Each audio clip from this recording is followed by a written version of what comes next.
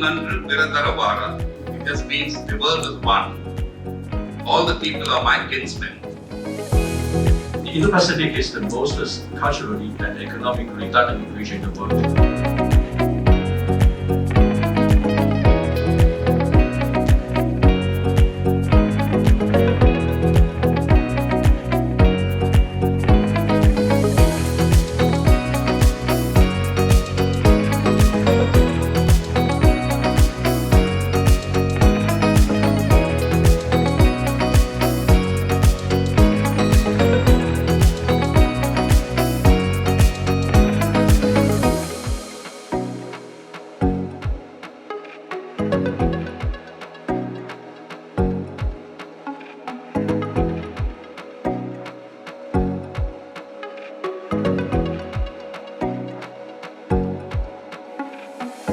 Platform we created today, the dialogue we have today, we will continue.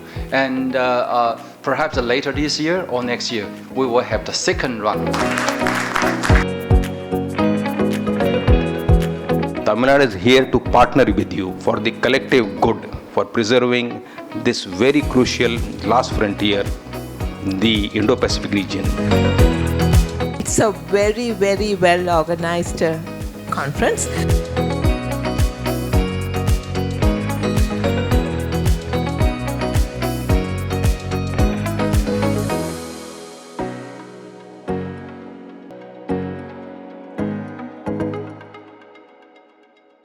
Good morning to everybody. So it's a fabulous culmination of a lot of hard work, and today we are at the final event, and it's very happy to see this event beginning today. Your Excellency Ambassador Boshore, representative of Taipei Economic and Cultural Center, India, our esteemed distinguished guest, Mr. Hansraj Verma, Additional Chief Secretary and CMD of Tamil Nadu Industrial Investment Corporation, Government of Tamil Nadu, and currently a distinguished visiting research fellow at Institute of South Asian Studies, National University of Singapore. Distinguished chairs, panelists, participants, honored guests, ladies and gentlemen. Good morning and welcome to this international conference, India, Island States, Indo-Pacific, towards a sustainable blue economy.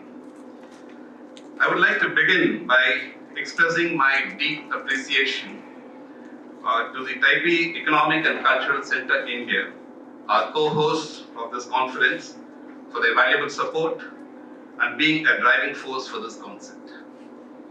On behalf of the Peninsula Foundation and our co-host TECC, once again I welcome all of you to this first edition of the larger concept of the conference, which is the Indo-Pacific Confluence Dialogue. I do hope this will develop as an annual effort from now on. We look at two important catchwords in this concept. One is the Indo-Pacific, the other is blue economy. Before I delve into it, these two concept words, it's important to take a scan of the current state of affairs of the world.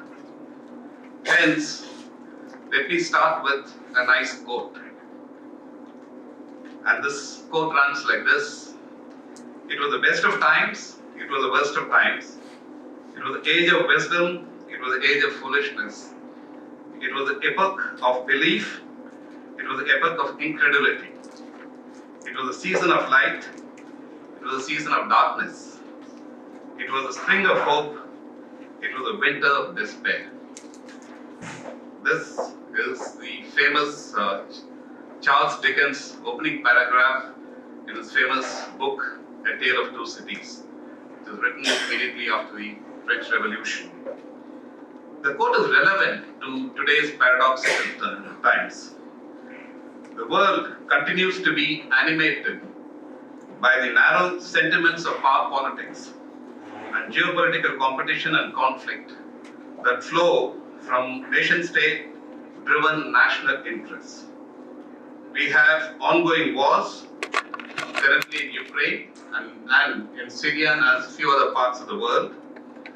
And the core of these conflicts are economic interests, if you really study them carefully. For over 3 centuries, successful economic growth has been propagated as the saying goes, capitalism is the gateway to hell. We need to seriously examine that part. The paradox is that the world is facing much bigger threats than individual nation states' threats. And these are in the form of climate change impact, natural disasters, sea level rises, ocean warming, and more importantly, massive pollution and environmental degradation. Humanity is under threat, effectively. Dealing with these threats calls for a coordinated international cooperation actions, collaborations, and strategies that conflict with narrow power politics. And therefore, how do we look at each one of them? Let me come back to the 2 catchwords. The Indo-Pacific, very often the discussions revolve around the Indo-Pacific as a security constraint. Marine spaces are being looked at by translating Westphalian territorial ownership format into marine spaces as well. We need to look at marine spaces as common heritage to humanity, much as we declare about space. That itself is coming under threat. The Earth is covered by two-thirds of the Earth is covered by water, and the ocean resources can provide immense potential for economic growth of all nations. The Indo-Pacific should be a concept that looks at blue economy as a great potential for collaboration, cooperation, and development, which provides avenues for massive economic growth, which is constructive, which has a tremendous potential for safeguarding the environment, which has tremendous potential for preventing pollution, which has tremendous potential for growth and employment for vast millions who inhabit this particular region. This is a highly populated region. This is also the Indian Ocean, which is a large part of the Indo-Pacific, is also the warmest ocean of the world. Its biodiversity and its wealth is immense. But if we allow climate change impact to take influence on this process, you will find that much of the diversity that you hold as a rich heritage for thousands and millenniums will go away in no time. And no state is more under threat than the countries like Maldives and Sri Lanka, island states, which face enormous danger from the impact of climate change.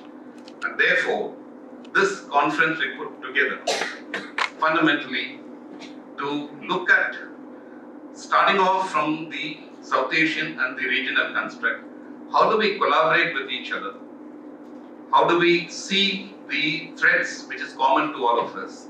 And how do we look at innovation and disruptive technology developments that can be constructive in addressing the threats that faces? Marine pollution is immense, and much of the world which the petroleum industries and other industries have focused on a very narrow approach to profit making have fueled enormous growth of plastic pollution across the world.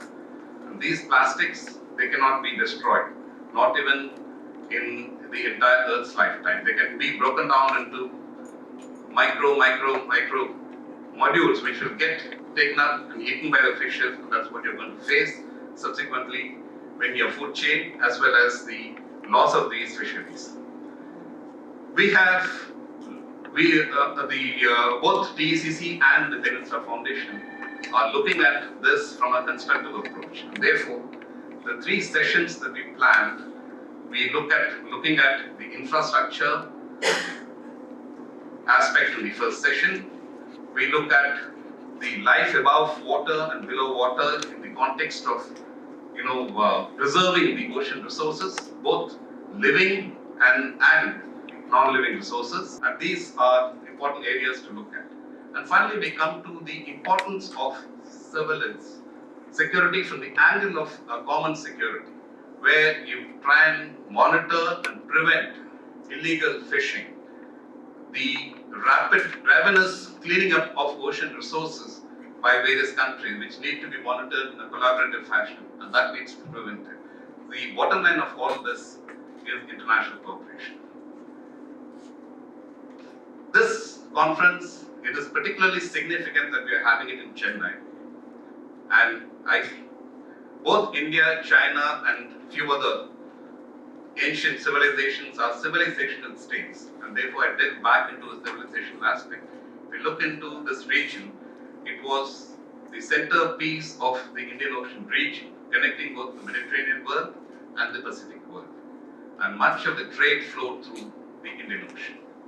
This was the lifeline of the known world for 2,000 years plus, until the Portuguese and the West Europeans began the exploration, and with it, the slavery, the mercantile, exploitation, all the problems manifested subsequently. What we need to look at is how did these cultures deal with nature. If you go into Tamil literature, you will find that they have aligned themselves in preserving nature and deriving enormous wealth from the natural resources. I think we need to go back and study that. Of course, there are other complications. The population growth is one of the biggest problems that has contributed to immense development of waste and pollution. It took all of history for the world to reach 1 billion population strength at the beginning of 19th century. It took another 123 years to touch 2 billion. It took just 33 years more to touch 3 billion. It took just 14 years more to touch 4 billion. It took 23 years to touch 6 billion. It took 21 years to touch 8 billion. We are facing enormous risk. The population weight will actually give you tremendous amount of problems unless countries get together, they act. Look at how do you actually provide resources, livelihood, without actually endangering the earth that we live in. And therefore, this is an extremely important conference from that context. I would like to quote one important poem from Tamil literature, which is quite famous, which is all about, looking at the world as one. And this is Kaniyan Poonkundranath from the Sangam age, who says, Yadum Ure Yavarum Kelir, Tidum Nandru Viradaravara, Nodalum Tanidalum Avacho Nanna, Sadalum Puduvadandre Valda. It just means the world is one, all the people are my kinsmen, and the problems or anything that emerges is one of our own creation, doesn't come from outside. And therefore, solutions to that, we need to find the solutions for the same. And this is 2,000 years old. We need to look at this as a spirit that needs to be spread across elsewhere, across the world and in the region. It is immensely gratifying to see the response for this conference. I thank our chief guest, and I look forward to very engaging sessions, throughout the day, and an excellent roundtable discussion for tomorrow. Thank you very much, and thank you for patience listening to me. Thank you.